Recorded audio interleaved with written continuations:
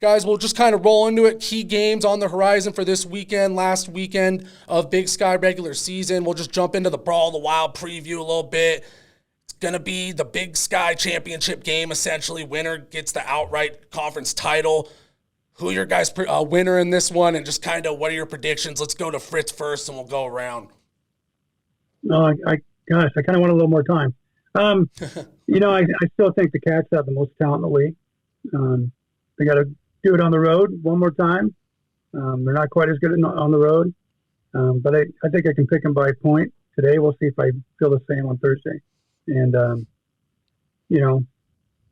should be a whale of a game. 2 top 5 programs, number 3 versus number 4.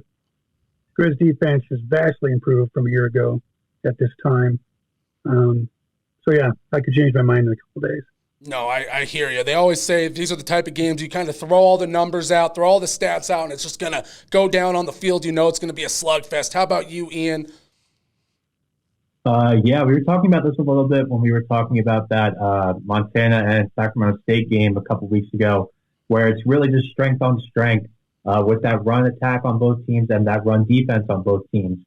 That being said, very selfishly, just because a couple weeks ago I said Montana was kind of my dark horse to come back and win the league, I'm going to pick Montana to win. But this is a game that I think it's going to be low scoring, kind of like a throughout the record books kind of game, maybe a field goal at the end, someone drops a ball, that kind of thing. It's going to be very tight-knit game. Yeah, I'm right there with you. I'm thinking the same thing where it's going to come down to a few plays to decide that one. How about you, Mark? Yeah, Montana's got a great defense, but Montana State, they are so explosive. I was kind of watching them play Eastern last week, and it was like, geez, that field was wide open. Their receivers were wide open. Their runners had, wide open lanes. Eastern looked like they were playing defense like it was an 8-man game, 8 on 11 and stuff like that. So Montana State's tough. I know it's at Missoula, but what is Montana State's won 4 of the last 5, something like that. So the home field doesn't really mean anything, And so Montana State's kind of the team now until Montana can beat them on a regular basis.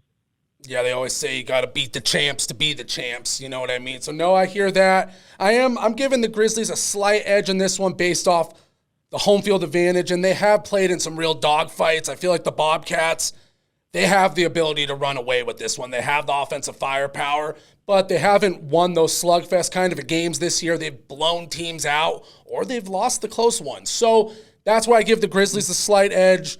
Like I said, you kind of throw all the numbers out on this one. It's going to be a slugfest. And I agree with what Ian said, where I think this one comes down to a few key plays, a big punt return, a blocked field goal. Something funky is going to happen. It's the Brawl, the Wild, and Missoula. It's going to be a wild game. So definitely, I'm not sure where it's going to go. I do got the Grizzlies winning 31-27, but the more I say it, I don't know if we're going to see that many points. So we'll see what happens.